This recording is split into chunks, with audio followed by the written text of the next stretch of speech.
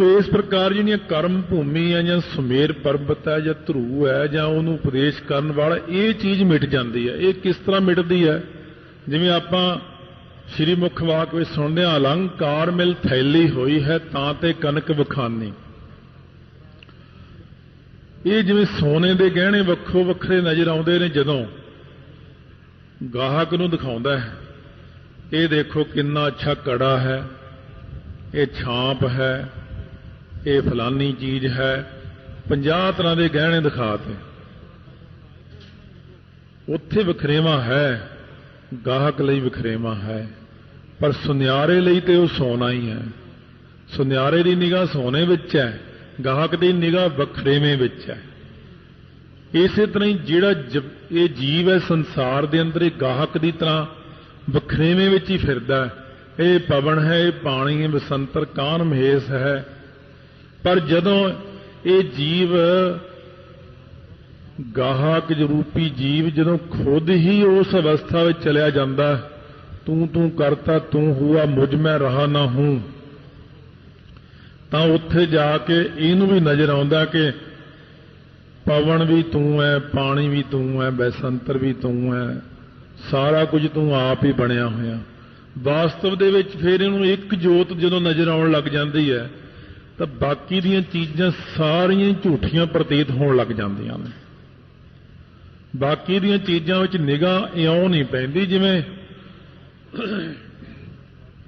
द्रोणाचार्य ने पुछया, तैनूं की दिखदा सामने दरखत ते मिट्टी की चिड़ी बना के बिठाई हुई है? कह रहे जी मैनूं चिड़ी दिखदी है, टाहनी दिखदी है, पत्ते दिखदे ने, तू दस बई।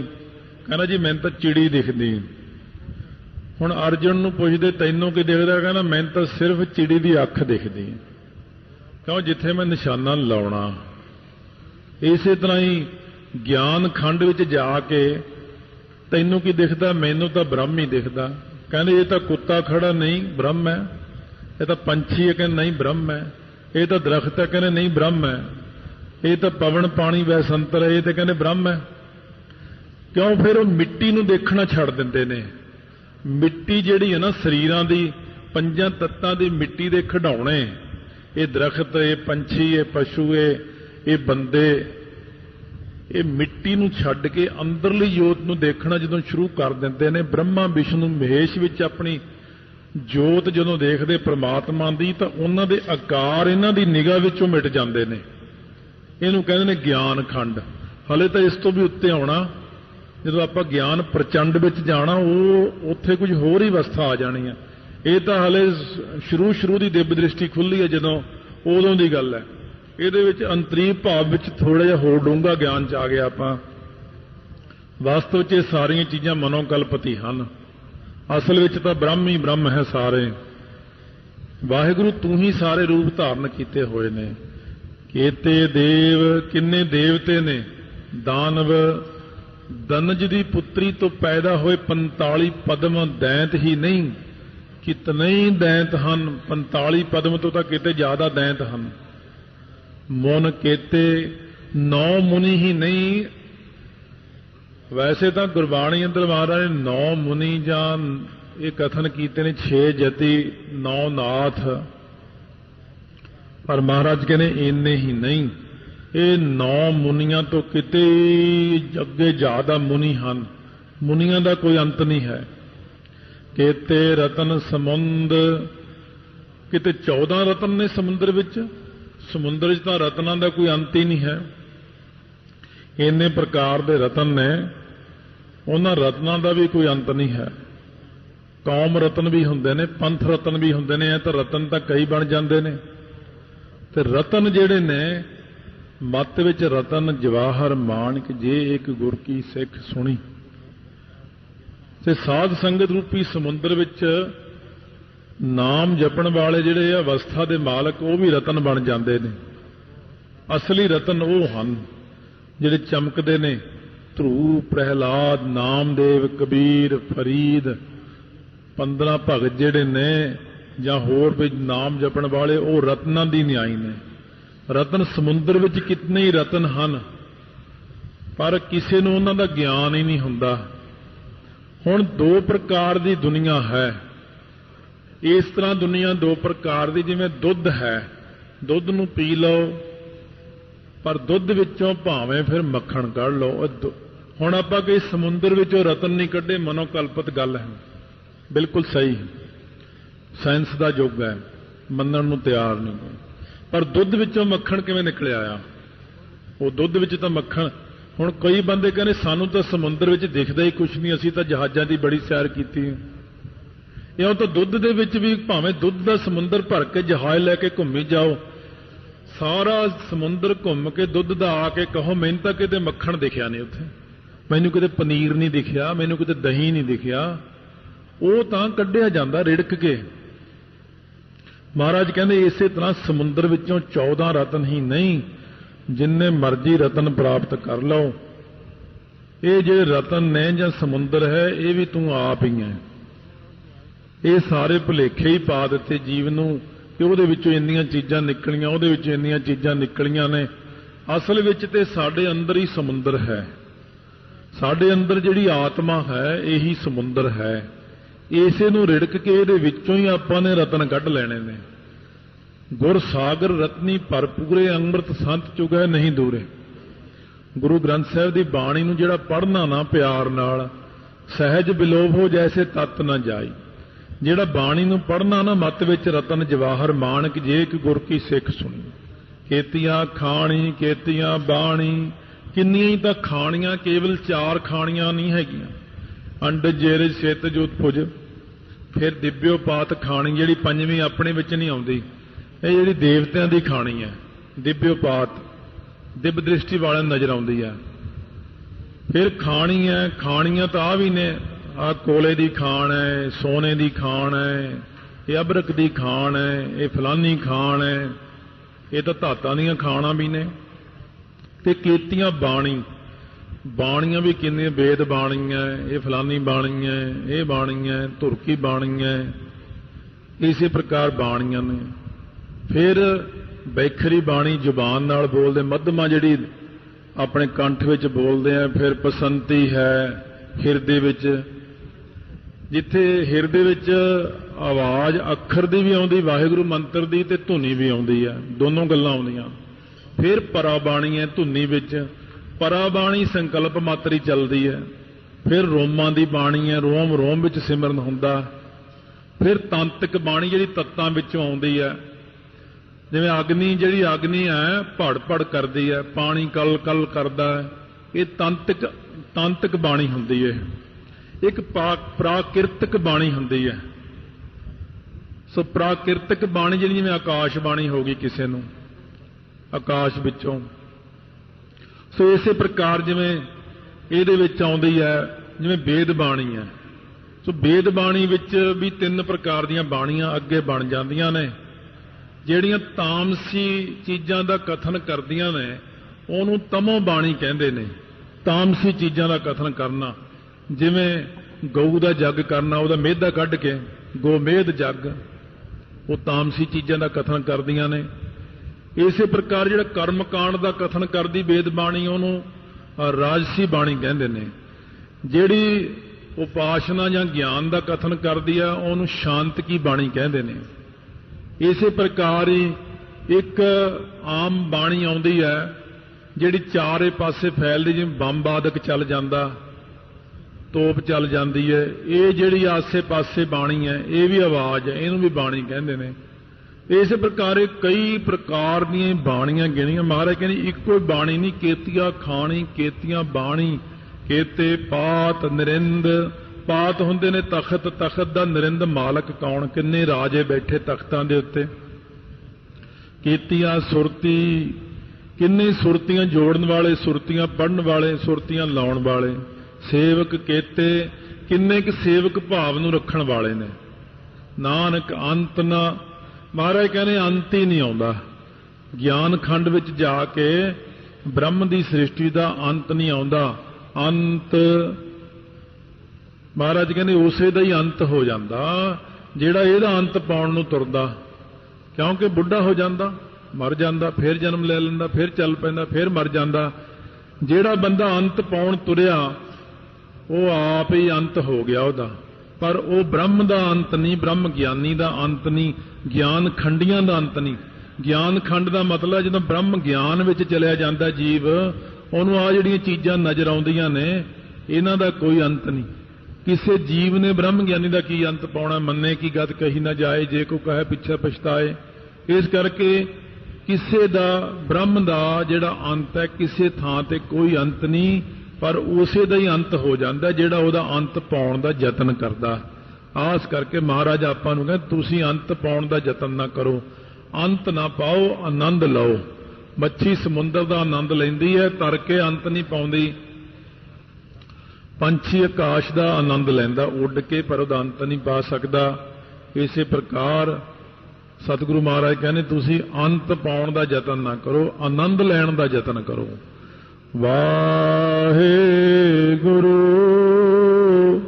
ਵਾਹਿਗੁਰੂ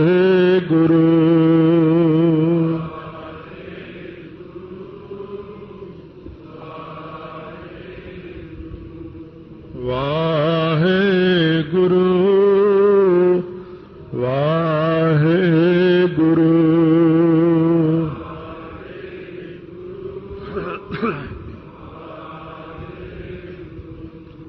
ਜਨ ਨਾਨਕ ਲੇਖਾ ਸਮਝਾ। 10 ਫਾਈਲਾਂ 10 ਕੇਸ ਤਿਆਰ ਨੇ ਕਿਸੇ ਬੰਦੇ ਉੱਤੇ, ਬੜੇ ਤਕੜੇ ਤਕੜੇ ਕੇਸ ਬਣੇ, ਤੇ ਜੇ ਹੋ ਜੇ ਕਿਰਪਾ 10 ਹੀ ਫਾਈਲਾਂ ਪਾੜ ਕੇ ਡਸਟਬਿਨ ਸੁੱਟ ਦਈਏ, ਬਾ ਖਤਮ। ਇਹ ਗਿਆਨ ਪਰੇ ਤੋਂ ਪਰੇ ਹੈ। ਜਿੰਨਾ ਕੁ ਜਗਿਆਸੂ ਅੱਗੇ ਬੈਠਾ ਹੁੰਦਾ ਉਹਨਾਂ ਕੁ ਗਿਆਨ ਦੇਣਾ ਹੀ ਯੋਗ ਰਹਿੰਦਾ।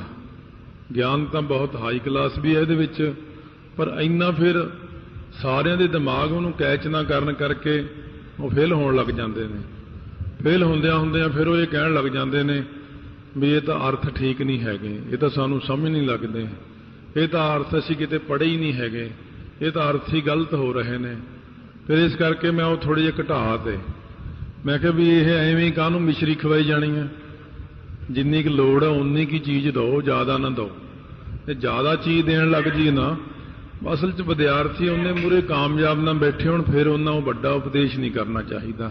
ਜਿਹੜੀ 8ਵੀਂ ਕਲਾਸ ਹੈ ਉਹਨੂੰ 10ਵੀਂ ਦੀਆਂ ਕਿਤਾਬਾਂ ਪੜ੍ਹਾਉਣ ਲੱਗ ਜੇ ਉਹਨਾਂ ਨੂੰ ਨਹੀਂ ਸਮਝ ਲੱਗਦੀ, ਉਹ ਜੇ 12ਵੀਂ ਨੇ ਪੜ੍ਹਾਉਣ ਲੱਗ ਜੇ ਬਿਲਕੁਲ ਨਹੀਂ ਸਮਝ ਲੱਗਣੀ ਹੈ। ਇਸ ਕਰਕੇ ਜਿਹੜੀ ਕਲਾਸ ਹੈ ਉਹਨੂੰ ਉਸੇ ਕਲਾਸ ਦਾ ਹੀ ਸਬਕ ਸਿਖਾਓ। ਪਰ ਇੰਨਾ ਕਹਿ ਵੀ ਆਪਾਂ ਸੌਖੇ ਸੌਖੇ ਅਰਥ ਵਿਚਾਰ ਕਰਦੇ ਹਾਂ, ਅਰਥ ਤਾਂ ਐਸੇ ਡੂੰਘੇ ਪਏ ਨੇ ਕਿ ਪਰ ਉਹਨਾਂ ਦਿਮਾਗ ਚਾਹੀਦਾ, ਉਹਨੀ ਬਿਰਤੀ ਚਾਹੀਦੀ ਬੰਦੇ ਦੀ, ਉਹਨੀ ਹਾਈ ਕਲਾਸ ਉਹਨੂੰ ਗਿਆਨ ਹੋਣਾ ਚਾਹੀਦਾ ਕਿ ਵਾਕਈ ਇਹ ਅਰਥ ਸਹੀ ਹਨ। ਜਦੋਂ ਮਨ ਦੇ ਅੰਦਰ ਆਪਣੇ ਭਰੋਸਾ ਆ ਗਿਆ ਤਾਂ ਸਤਿਗੁਰੂ ਮਹਾਰਾਜ ਆਪਣੇ ਤੇ ਫੇਰ ਕਦੇ ਬਖਸ਼ਿਸ਼ ਕਰ ਦੇਣਗੇ। ਸੋ ਆਓ ਮਹਾਰਾਜ ਸੱਚੇ ਪਾਤਸ਼ਾਹ 36ਵੀਂ ਪੌੜੀ ਵਿੱਚ ਬਖਸ਼ਿਸ਼ ਕਰ ਰਹੇ ਨੇ। ਗਿਆਨ ਖੰਡ ਮਹਿ ਗਿਆਨ ਪ੍ਰਚੰਡ। ਇਹ ਨਾਲ ਨਾਲ ਜਿਹੜੀਆਂ ਇੱਕ ਦੂਜੀ ਬਹੁ ਲੱਖ ਹੋਏ ਤੋਂ ਸ਼ੁਭ ਇੱਛਾ ਸ਼ੁਰੂ ਹੋਈ ਸੀ, ਸ਼ੁਭ ਇੱਛਾ ਫਿਰ ਆਈ ਸੀ। ਉਸ ਤੋਂ ਅਗਲੀ ਪੌੜੀ ਦੇ ਵਿੱਚ ਸ਼ੁਭ ਵਿਚਾਰਨਾ। ਤੋ ਇਹਦੇ ਵਿੱਚ ਵੀ ਨਾਲ ਨਾਲ ਇੱਕ ਹੋਰ ਚੀਜ਼ ਚੱਲਦੀ ਹੈ, ਇੱਕ ਅਵਸਥਾ ਹੈ ਜਿਹੜੀ ਇਹਦੇ ਵਿੱਚ ਦਰਜੇ ਨੇ ਵੱਖੋ ਵੱਖਰੇ। ਇਹ ਜਿਹੜਾ ਇੱਕ ਦੂਜੀ ਬਹੁ ਲੱਖ ਹੋਏ ਹੈ ਇਹ ਜਗਿਆਸੂ ਦੀ ਅਵਸਥਾ ਹੈ। ਸ਼ੁਭ ਇੱਛਾ, ਜਗਿਆਸੂ ਦਾ ਅੱਖਰੀ ਅਰਥ ਹੈ ਜਾ ਤੇ ਗ੍ਰਹਿ ਤੇ ਆਸੂ। ਜਾ ਪੈਦਾ ਹੋਣਾ, ਗੇ ਗਿਆਨ ਦੀ ਆਸ। ਜਿਹਦੇ ਮਨ ਦੇ ਅੰਦਰ ਗਿਆਨ ਦੇ ਪੈਦਾ ਹੋਣ ਦੀ ਆਸ ਹੋਵੇ ਉਹਨੂੰ ਜਗਿਆਸੂ ਕਹਿੰਦੇ।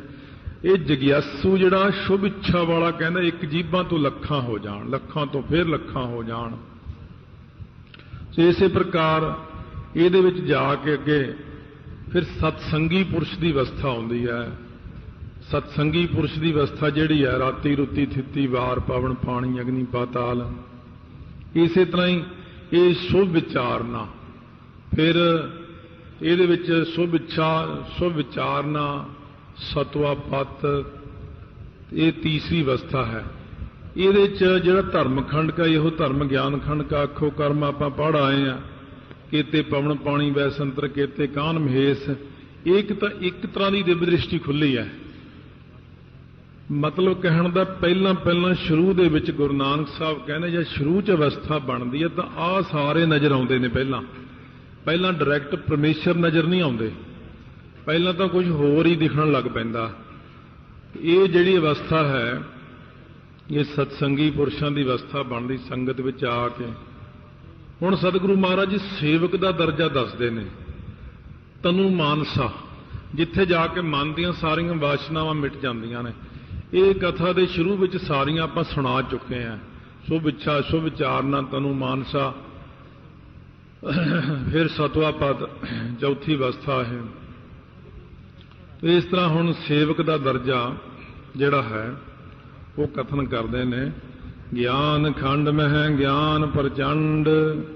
ਜਦੋਂ ਇਨਸਾਨ ਗਿਆਨ ਖੰਡ ਵਿੱਚ ਚਲਿਆ ਜਾਂਦਾ, ਗਿਆਨ ਖੰਡ ਕਾ ਆਖੋ ਕਰਮ। ਗਿਆਨ ਖੰਡ ਦੇ ਸ਼ੁਰੂ ਦਾ ਕਰਮ ਤਾਂ ਹੈ ਕੇਤੇ ਪਵਨ ਪਾਣੀ ਵੈਸੰਤਰ ਕੇਤੇ ਕਾਨ ਮਹੇਸ਼।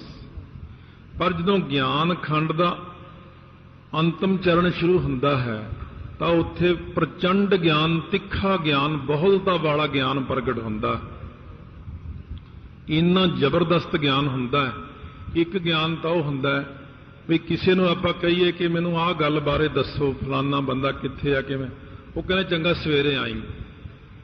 ਉਹ ਰਾਤ ਨੂੰ ਸਮਾਧੀ ਲਾ ਕੇ ਬੈਠ ਕੇ ਦੇਖਦੇ ਨੇ। ਇੱਕ ਗਿਆਨ ਉਹ ਹੁੰਦਾ ਹੈ ਜਿਵੇਂ ਸਤਿਗੁਰੂ ਕੋਲੇ ਹੈ ਜਾਂ ਪੂਰਨ ਬ੍ਰਹਮ ਗਿਆਨੀ ਕੋਲੇ ਹੈ। ਜਾਂਦਿਆਂ ਸਾਰੀ ਪੁੱਛੀਏ ਮਹਾਰਾਜ ਆਹ ਫਲਾਨਾ, ਉਹ ਕਹਿੰਦੇ ਉਹ ਫਲਾਣੇ ਥਾਂ ਤੇ ਆ।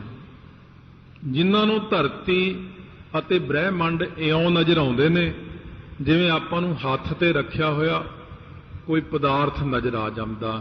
ਜਿਵੇਂ ਔਲਾ, ਸੰਗਤਰਾ, ਸੇਬ ਹੱਥ ਤੇ ਰੱਖੀਏ ਉਹ ਸਾਹਮਣੇ ਹੀ ਨਜ਼ਰ ਆਉਂਦਾ।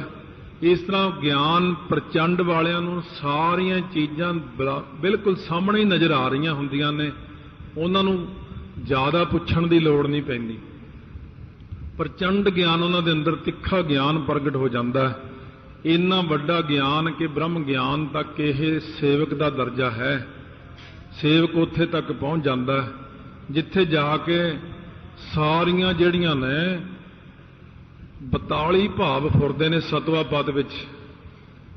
ਜਿਵੇਂ ਸੁੱਤਾ ਪਿਆ ਬੰਦਾ ਜਾਗ ਪੈਂਦਾ ਹੈ ਨਾ, ਸੁੱਤਾ ਮੋਇਆ ਇੱਕ ਬਰਾਬਰ ਹੁੰਦਾ। ਪਰ ਜਦੋਂ ਸੁੱਤਾ ਪਿਆ ਬੰਦਾ ਉੱਠ ਕੇ ਬੈਠਾ ਹੋ ਜਾਵੇ, ਉਹਦਾ ਸਾਰੀ ਕਿਰਿਆ ਚੱਲ ਪੈਂਦੀ, ਅੱਖਾਂ ਦੇਖਣ ਲੱਗ ਜਾਂਦੀਆਂ, ਕੰਨ ਸੁਣਨ ਲੱਗ ਜਾਂਦੇ ਨੇ। ਇਸੇ ਤਰ੍ਹਾਂ ਹੀ ਜਦੋਂ ਸੁੱਤਾ ਹੋਇਆ ਮਨ ਜਾਗਦਾ ਹੈ ਤੇ ਇੱਕਦਮ ਜਾਗਰਤ ਅਵਸਥਾ ਪ੍ਰਗਟ ਹੋ ਜਾਂਦੀ। ਜਦੋਂ ਬੰਦੇ ਦੇ ਅੰਦਰ ਸਿਮਰਨ ਕਰਦਿਆਂ ਇੱਥੇ ਨਾਦ, ਨਾਦ ਕਹਿੰਦੇ ਸ਼ਰਵਣ ਕਰਨ ਨੂੰ, ਸੁਣ ਕੇ ਬੜਾ ਆਨੰਦ ਆਉਂਦਾ। ਪ੍ਰਮਾਣ, ਜਿਵੇਂ ਕਿਸੇ ਦਾ ਬੱਚਾ ਗਵਾਚ ਗਿਆ, ਸਾਰਿਆਂ ਨੂੰ ਬੜਾ ਅਫਸੋਸ ਹੈ, ਲੱਭ ਨਹੀਂ ਰਿਹਾ, ਪਰਿਵਾਰ ਰੋਟੀ ਨਹੀਂ ਖਾਂਦਾ, ਮਾਂ ਬਿਲਕੁਲ ਮੁਰਝਾਈ ਬੈਠੀ ਹੈ। ਤੋ ਇਸ ਤਰ੍ਹਾਂ ਹਫ਼ਤਾ ਲੰਘ ਗਿਆ, ਪੂਰੇ ਪਰਿਵਾਰ ਵਿੱਚ ਸੋਗ ਹੈ, ਬੱਚਾ ਨਹੀਂ ਮਿਲਿਆ। ਹੁਣ ਕਿਸੇ ਨੇ ਆ ਕੇ ਜਦੋਂ ਦੱਸਿਆ ਤੁਹਾਡਾ ਬੱਚਾ ਫਲਾਣੇ ਥਾਂ ਦੇਖਿਆ ਹੈ, ਇਹ ਨਾਦ ਹੈ, ਸ਼ਰਵਣ।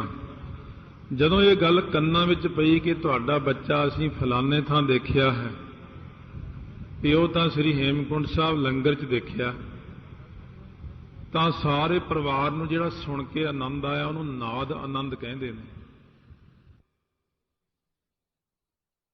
ਉਹ ਜਿਹੜਾ ਦੇਖਣ ਵਿੱਚ ਆਨੰਦ ਆਇਆ ਨਾ, ਉਹਨੂੰ ਵਿਨੋਦ ਆਨੰਦ ਕਹਿੰਦੇ ਨੇ। ਫਿਰ ਜਦੋਂ ਮਾਂ ਨੇ ਲਾਗੇ ਹੋ ਕੇ ਜਾ ਕੇ ਪੁੱਤਰ ਨੂੰ ਮਿਲੀ, ਗਲਵੱਕੜੀ 'ਚ ਲੈ ਲਿਆ, ਉਹਨੂੰ ਕਹਿੰਦੇ ਕੋੜ ਆਨੰਦ, ਕਰੋੜਾਂ ਗੁਣਾ ਆਨੰਦ ਹੈ ਉਹ ਮਾਂ ਨੂੰ, ਕਿਉਂਕਿ ਮੇਰਾ ਇਕਲੌਤਾ ਪੁੱਤਰ ਮਿਲ ਗਿਆ। ਇਸੇ ਤਰ੍ਹਾਂ ਪ੍ਰਚੰਡ ਗਿਆਨ ਵਿੱਚ ਜਦੋਂ ਨਾਦ ਕਰਦੇ ਆਂ, ਸ਼ਰਵਣ ਕਰਦੇ ਆਂ, ਜੇਤਾ ਸੁਣਨਾ ਤੇਤਾ ਨਾਮ, ਉਹਨਾਂ ਨੂੰ ਨਾਮ ਵਿੱਚ ਇੰਨਾ ਆਨੰਦ ਆਉਂਦਾ, ਸੁਣਨ ਵਿੱਚ, ਕਥਾ ਵਿੱਚ ਜਿੰਨਾ ਆਪਾਂ ਨੂੰ ਆਨੰਦ ਆਉਂਦਾ, ਕੀਰਤਨ ਵਿੱਚ ਆਨੰਦ ਆਉਣ ਲੱਗ ਜਾਂਦਾ, ਸਿਮਰਨ ਵਿੱਚ ਆਨੰਦ ਆਉਂਦਾ। ਸੁਣਦਿਆਂ ਸੁਣਦਿਆਂ ਸੁਣਦਿਆਂ ਸੁਣਦਿਆਂ, ਆਨੰਦ ਮਾਣਦਿਆਂ ਮਾਣਦਿਆਂ, ਹੌਲੀ ਹੌਲੀ ਅੱਖਾਂ ਦੀ ਦਿਵ ਦ੍ਰਿਸ਼ਟੀ ਜਦੋਂ ਖੁੱਲੀ ਤਾਂ ਵਾਹਿਗੁਰੂ ਦੇ ਕੌਤਕ ਨਜ਼ਰ ਆਉਣ ਲੱਗ ਜਾਂਦੇ ਨੇ। ਕੇਤੇ ਪਵਨ ਪਾਣੀ ਬੈਸੰਤਰ ਕੇਤੇ ਕਾਨ ਮਹੇਸ਼, ਕੇਤੇ ਬਰਮੇ ਘਾੜਤ ਘੜੀਆ ਰੂਪ ਰੰਗ ਕੇ ਵੇਸ। ਇਹ ਵਿਨੋਦ ਹੈ, ਉਹਦੇ ਕੌਤਕ ਨੇ। ਧੀਰੋਂ ਦੇਖ ਤੁਮਾਰੇ ਰੰਗਾ, ਤੂੰ ਹੀ ਸੁਆਮੀ ਅੰਤਰ ਜਾਮੀ, ਤੂੰ ਹੀ ਬਸੈ ਸਾਧ ਕੈ ਸੰਗਾ।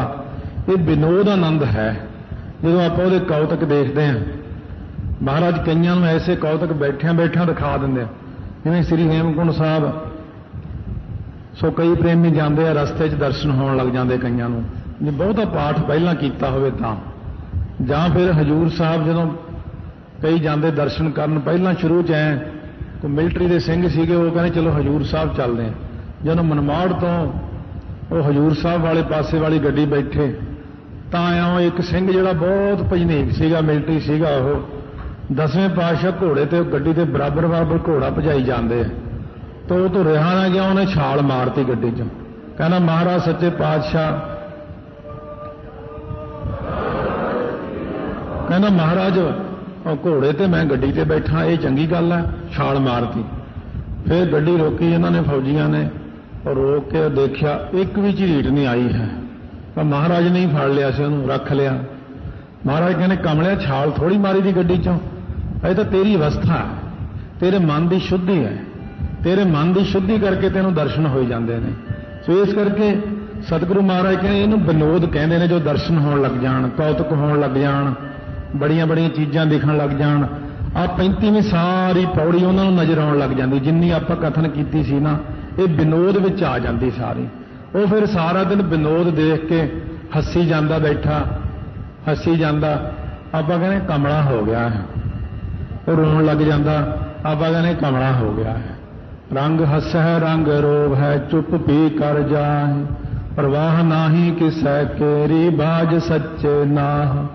ਹੁਣ ਉਹਨਾਂ ਨੂੰ ਐਸੀ ਅਵਸਥਾ ਮਿਲ ਜੇ, ਉਹ ਤਾਂ ਦੇਖ ਕੇ ਰੱਬ ਦੇ ਕੌਤਕ ਹੱਸਦੇ ਨੇ। ਲੋਕ ਸਮਝਦੇ ਪਤਾ ਨਹੀਂ ਕਿਉਂ ਹੱਸਦਾ ਹੈ, ਉਹਦਾ ਹਾਸਾ ਇਉਂ ਨਿਕਲਦਾ, ਆਨੰਦ ਵਿੱਚ ਆ ਜਾਂਦਾ ਹੈ ਬਈ ਹੁਣ ਮਹਾਰਾਜ ਮੱਥਾ ਟੇਕਣ ਆ ਰਹੇ ਨੇ। ਹੁਣ ਜਿਵੇਂ ਸੰਗਤ ਆਉਂਦੀ, ਇਸ ਤਰ੍ਹਾਂ ਹੀ ਸਾਰੇ ਆਈ ਜਾਂਦੇ ਨੇ ਮੱਥਾ ਟੇਕਣ। ਸੋ ਜਿਵੇਂ ਕਿਤੇ ਸ੍ਰੀ ਅਖੰਡ ਪਾਠ ਸਾਹਿਬ ਕਰ ਰਹੇ ਸੀ ਬੜੀ ਮਰਿਆਦਾ ਦੇ ਨਾਲ, ਤਾਂ ਉਸ ਵਕਤ ਇੱਕ ਸਿੰਘ ਰੌਲ ਤੇ ਬੈਠਾ, ਜਦੋਂ ਜਪਜੀ ਸਾਹਿਬ ਦੀ ਉਹਦੇ ਅੱਖਾਂ 'ਚ ਅੱਥਰੂ ਹੀ ਆਈ ਜਾਂਦੇ, ਪਾਠ ਵੀ ਕਰੀ ਜਾਵੇ। ਬਾਅਦ 'ਚ ਮੈਂ ਉਠਾ ਕੇ ਪੁੱਛਿਆ, ਮੈਂ ਕੀ ਗੱਲ ਹੋ ਗਈ? ਕਹਿੰਦਾ ਬਸ ਐਵੇਂ ਹੀ ਰੋਣ ਜਿਹਾ ਆ ਗਿਆ ਸੀ। ਮੈਂ ਕਿਉਂ? ਫਿਰ ਵੀ ਕਹਿੰਦਾ ਬਸ ਸਾਹਿਬਜ਼ਾਦੇ ਮੱਥਾ ਟੇਕਣ ਆਏ ਤਾਂ ਮੇਰਾ ਰੋਣ ਨਿਕਲ ਗਿਆ। ਫਿਰ ਮੈਂ ਕਿਉਂ? ਕਹਿੰਦੇ ਬਸ ਬਰਾਗ ਹੀ ਇੰਨਾ ਆ ਜਾਂਦਾ ਉਹਨਾਂ ਨੂੰ ਦੇਖ ਕੇ। ਜਦੋਂ ਅਖੰਡ ਪਾਠ ਮਰਿਆਦਾ ਨਾਲ ਕਿਤੇ ਹੁੰਦਾ ਹੋਵੇ ਨਾ, ਉਦੋਂ ਸਾਰੇ ਹੀ ਮੱਥਾ ਟੇਕਣ ਆਉਂਦੇ ਨੇ, ਜਿੰਨੇ ਸਰੂਪ ਨੇ, ਜਿੰਨੇ ਸਾਹਿਬਜ਼ਾਦੇ, ਸ਼ਹੀਦ ਸਿੰਘ ਕਿਆ ਦੇਵਤੇ, ਰਾਤ ਨੂੰ ਲਾਈਨਾਂ ਹੀ ਲੱਗੀਆਂ ਹੁੰਦੀਆਂ ਇਹਨਾਂ ਦੀਆਂ ਮੱਥਾ ਟੇਕਣ ਵਾਲਿਆਂ ਦੀਆਂ। ਪਰ ਮਰਿਆਦਾ ਅਨੁਸਾਰ ਹੋਵੇ ਤਾਂ ਹੁੰਦਾ ਹੈ। ਬਹੁਤ ਮਰਿਆਦਾ ਮੰਗਦੇ ਨੇ, ਸੁੱਚਮ ਮੰਗਦੇ ਨੇ। ਮੈਂ ਮਾੜੀ ਜਿਹੀ ਗਲਤੀ ਕੀਤੀ, ਉੱਥੇ ਮੇਜ਼ ਤੇ ਮੋਮਬੱਤੀ ਲਾਉਣੀ ਸੀ, ਅੱਗੇ ਲਾਈਟ ਚਲੀ ਜਾਂਦੀ ਕਈ ਵਾਰੀ। ਸਾਰਾ ਮੇਜ਼ ਮੈਂ ਧੋ ਕੇ ਰੱਖਿਆ, ਮੇਜ਼ ਰਮਾਲੇ ਦੇ ਉੱਤੇ ਰੱਖ ਦਿੱਤਾ, ਮੇਜ਼ ਧੋਤਾ ਚੰਗੀ ਤਰ੍ਹਾਂ, ਮੋਮਬੱਤੀ ਲਾਈ ਵੀ ਆ ਉੱਤੇ। ਤਾਂ ਪਹਿਲਾਂ ਪੀਪਾ ਰੱਖਿਆ ਸੀ, ਖਾਲੀ ਘਿਓ ਵਾਲਾ ਪੀਪਾ, ਧੋ ਕੇ ਚੰਗੀ ਤਰ੍ਹਾਂ ਸਾਫ਼ ਕਰਕੇ ਫੇਰ ਰੱਖਿਆ। ਚਲੋ ਪੀਪੇ ਤੇ ਮੋਮਬੱਤੀ ਰੱਖ ਦਿੰਦੇ। ਤਾਂ ਉਹ ਸਿੰਘ ਮੈਨੂੰ ਆ ਕੇ ਕਹਿੰਦਾ ਪੀਪਾ ਚੱਕ ਜਲਦੀ ਕਰ। ਮੈਂ ਕੀ ਗੱਲ ਹੋ ਗਈ? ਕਹਿੰਦਾ ਮੈਨੂੰ ਘੂਰੀ ਜਾਂਦੇ ਨੇ ਆ ਕੇ, ਕਹਿੰਦੇ ਪੀਪਾ ਬੀੜੀਆਂ ਸਿਗਰਟਾਂ ਵਾਲੇ ਹੱਥ ਲੱਗੇ ਹੁੰਦੇ, ਤੁਸੀਂ ਪੀਪਾ ਚੱਕ ਕੇ ਰੱਖਤਾ ਉੱਤੇ, ਤੁਹਾਨੂੰ ਸ਼ਰਮ ਨਹੀਂ ਆਉਂਦੀ ਤੁਹਾਨੂੰ? ਉਹਦੀ ਪੀਪਾ ਚੱਕਦਾ ਸੀ। ਫਿਰ ਮੈਂ ਚਲੋ ਮੇਜ਼ ਰੱਖ ਦਿੰਦੇ ਧੋ ਕੇ। ਜਦ ਧੋ ਕੇ ਮੇਜ਼ ਰੱਖਿਆ, ਉਹ ਕਹਿੰਦਾ ਮੇਜ਼ ਧੋ ਲਿਆ? ਮੈਂ ਧੋ ਲਿਆ। ਕਹਿੰਦੇ ਉਹ ਕਹਿੰਦਾ ਜਿਹੜੇ ਮੇਜ਼ ਦੇ ਥੱਲੇ ਵਾਲੇ ਪੈਰ ਜੇ ਜਿੱਥੇ ਮਿੱਟੀ ਲੱਗਦੀ ਉਹ ਤਾਂ ਧੋਤਾ ਨਹੀਂ। ਮੈਂ ਕਿਹਾ ਹਾਂ, ਤਾਂ ਧੋਤਾ ਨਹੀਂ। ਕਹਿੰਦਾ ਉਹ ਵੀ ਚੱਕ ਫਟਾਫਟ। ਤਾਂ ਇਸ ਪ੍ਰਕਾਰ ਜਦੋਂ ਤਾਂ ਜੀ ਤੋਂ ਮਰਿਆਦਾ ਰਖਾਉਣੀ ਆ, ਉਹ ਤਾਂ ਡੰਡੇ ਨਾਲ ਰਖਾ ਲੈਂਦੇ ਆ। ਜੇ ਤੂੰ ਨਹੀਂ ਰਖਾਉਣੀ, ਉਹਨੂੰ ਕਹਿੰਦੇ ਦੱਬੀ ਜਾ ਗੱਡੀ 'ਚ, ਤੂੰ ਨਰਕਾਂ ਨੂੰ ਹੀ ਜਾਣਾ, ਅਸੀਂ ਤੈਨੂੰ ਕੀ ਕਹਿਣਾ। ਜਿਹਨੇ ਨਰਕਾਂ ਨੂੰ ਜਾਣਾ ਉਹਨੂੰ ਕੁਝ ਵੀ ਨਹੀਂ ਕਹਿੰਦੇ, ਉਹ ਕਹਿੰਦੇ ਮੈਂ ਜਾਣਾ ਹੀ ਨਰਕਾਂ ਨੂੰ ਆ, ਚੰਗਾ ਸਾਂਕਾ ਹੋਰ ਪਾਪ ਵਧਣ ਦਿਓ। ਜਿਹਨੂੰ ਸੱਚਖੰਡ ਨੂੰ ਲੈ ਕੇ ਜਾਣਾ, ਉਹ ਤੋਂ ਗਲਤੀ ਹੋਣ ਹੀ ਨਹੀਂ ਦਿੰਦੇ, ਨਾ ਉਹਨੂੰ ਗੁਨਾਹ ਕਰਨ ਦੇਣ, ਨਾ ਉਹਨੂੰ ਕਿਤੇ ਪੰਜੀ ਖਾਣ ਦੇਣ। ਜੇ ਖਾ ਵੀ ਲੈਂਦਾ 500 ਰੁਪਏ ਨਿਕਲ ਜਾਂਦਾ, 5 ਪੈਸੇ ਖਾਂਦੇ ਹੀ 500 ਨਿਕਲ ਜਾਂਦਾ। ਇਸ ਤਰ੍ਹਾਂ ਆਪਣੇ ਪਿਆਰਿਆਂ ਨੂੰ ਜਦੋਂ ਵਿਨੋਦ ਅਵਸਥਾ ਚਲ ਜਾਂਦੇ ਨੇ, ਤਾਂ ਉਦੋਂ ਕੌਤਕ ਹੋਣ ਲੱਗ ਜਾਂਦੇ ਉਹਦੇ ਨਾਲ। ਕੌਤਕ ਹੁੰਦਿਆਂ ਹੁੰਦਿਆਂ ਉਹਨੂੰ ਸੁਧਾਰਨ ਲੱਗ ਜਾਂਦੇ ਨੇ, ਆਵਾਜ਼ ਆਉਣ ਲੱਗ ਜਾਂਦੀ, ਬਕਾਇਦਾ ਆਵਾਜ਼ ਆਉਂਦੀ, ਆਹ ਕੰਮ ਕਰਨਾ, ਆਹ ਕੰਮ ਨਹੀਂ ਕਰਨਾ, ਇੱਧਰ ਜਾਣਾ, ਇੱਧਰ ਨਹੀਂ ਜਾਣਾ, ਰਸਤੇ 'ਚ ਦੱਸੀ ਜਾਂਦੇ ਆ, ਹਰ ਗੱਲ ਦੱਸਦੇ ਮਹਾਰਾਜ। ਇਹ ਵਿਨੋਦ ਅਵਸਥਾ ਕਹਿੰਦੇ, ਕਿਸੇ ਕਿਸੇ ਜੀਵ ਦੀ ਆਉਂਦੀ, ਸਾਰਿਆਂ ਦੀ ਨਹੀਂ, ਬਹੁਤ ਘੱਟ ਬੰਦੇ ਇਹ ਜੇ ਦੇਖੇ ਨੇ। ਫਿਰ ਜਦੋਂ ਜਾ ਕੇ ਵਿਨੋਦ ਵਿੱਚ ਤਾਂ ਆਪਾਂ ਨੇ ਸਾਰੇ ਦੇਖ ਲਏ, ਬ੍ਰਹਿਮੰਡ ਦੇਖ ਲਿਆ, ਦੇਵੀ ਦੇਵਤੇ ਦੇਖ ਲਏ, ਸਭ ਕੁਝ ਦੇਖ ਲਿਆ। ਦੇਖਦਿਆਂ ਦੇਖਦਿਆਂ ਦੇਖਦਿਆਂ ਇੱਕ ਦਿਨ ਫਿਰ ਵਾਹਿਗੁਰੂ ਦੀ ਇਹੀ ਜਿਹੀ ਵੀ ਕਿਰਪਾ ਹੁੰਦੀ ਹੈ, ਜਦੋਂ ਖੁਦ ਆਪ ਅਕਾਲ ਪੁਰਖ ਦਰਸ਼ਨ ਬਖਸ਼ਦੇ ਨੇ। ਜਿਵੇਂ ਇੱਕ ਸਿੰਘ ਨੂੰ 35 ਸਾਲ ਕਰੜੀ ਘਾਲ ਘਮਾਈ ਤੋਂ ਬਾਅਦ ਇਹ ਕੋੜ ਆਨੰਦ ਦੀ ਅਵਸਥਾ ਆਈ ਸੀ। ਪਹਿਲਾਂ ਨਾਦ ਅਵਸਥਾ ਸੀ ਉਹਦੀ, ਫਿਰ ਵਿਨੋਦ ਅਵਸਥਾ ਆਈ। ਜਦੋਂ ਕੋੜ ਆਨੰਦ ਦੀ ਅਵਸਥਾ ਆਈ ਤਾਂ ਇੰਨਾ ਰੰਗਿਆ ਗਿਆ ਸੀ ਉਹ, ਜਦੋਂ ਸਾਖਿਆਤ ਮਹਾਰਾਜ ਨੇ ਦਰਸ਼ਨ ਬਖਸ਼ੇ ਉਹਨੂੰ, ਤਾਂ ਉਹਨੂੰ ਕਹਿੰਦੇ ਕੋੜ ਆਨੰਦ, ਕਰੋੜਾਂ ਗੁਣਾ ਆਨੰਦ ਪ੍ਰਾਪਤ ਹੁੰਦਾ ਜਦੋਂ ਅਕਾਲ ਪੁਰਖ ਦੇ ਦਰਸ਼ਨ ਹੁੰਦੇ ਨੇ। ਇਹ ਸੇਵਕ ਦੀ ਅਵਸਥਾ 2 ਪੰਕਤੀਆਂ ਵਿੱਚ ਹੀ ਕਥਨ ਕੀਤੀ ਹੈ। ਤੋਂ ਅੱਗੇ ਮਹਾਰਾਜ ਸੱਚੇ ਪਾਤਸ਼ਾਹ ਸਤ ਸੰਗੀ ਦੀ ਅਵਸਥਾ ਕਥਨ ਕਰਦੇ ਨੇ। ਸਰਮਖੰਡ ਕੀ ਬਾਣੀ ਰੂਪ, ਇਹ ਸਰਮਖੰਡ ਹੈ। ਪਹਿਲਾਂ ਆਪਾਂ ਨੇ ਸਾਰੇ ਖੰਡ ਪਾਰ ਕਰਨੇ ਨੇ। ਪਹਿਲਾਂ ਤਾਂ ਧਰਮੀ ਬਣਨਾ, ਧਰਮਖੰਡ, ਫਿਰ ਗਿਆਨ ਖੰਡ, ਫਿਰ ਉਸ ਤੋਂ ਬਾਅਦ ਪ੍ਰਚੰਡ ਗਿਆਨ ਖੰਡ, ਫਿਰ ਉਸ ਤੋਂ ਬਾਅਦ ਸਰਮਖੰਡ। ਹੁਣ ਸਰਮਖੰਡ, ਸਰਮ ਨਾਮ ਲੱਜਿਆ ਦਾ ਹੈ। ਕੋਈ ਗੱਲ ਕਰਨ ਤੋਂ ਪਹਿਲਾਂ ਲੱਜਿਆ ਆਉਂਦੀ ਮਨ 'ਚ, ਲਾਲਚ ਨਹੀਂ ਕਰਨਾ, ਵਿਸ਼ਿਆਂ ਵੱਲ ਨਹੀਂ ਦੇਖਣਾ,